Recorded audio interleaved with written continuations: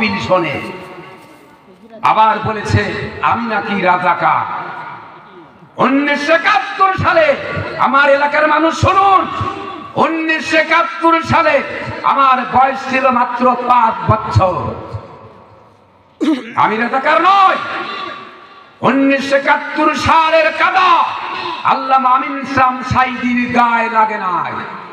1973 সাল পর্যন্ত বাংলাদেশে কোন রাজনৈতিক দলের নেতা বা কর্মী আমি ছিলাম না। আমাকে যে রাজাকার বলবে সে পিতৃ পরিচয়হীন অবৈধ সন্তান। 1971 সালে স্বাধীনতার বিরুদ্ধে আমার কোন ভূমিকা ছিল, এটা যদি কেউ প্রমাণ করতে না পারে 20 কোটি টাকা মানহানি মামলা দায়ের করব।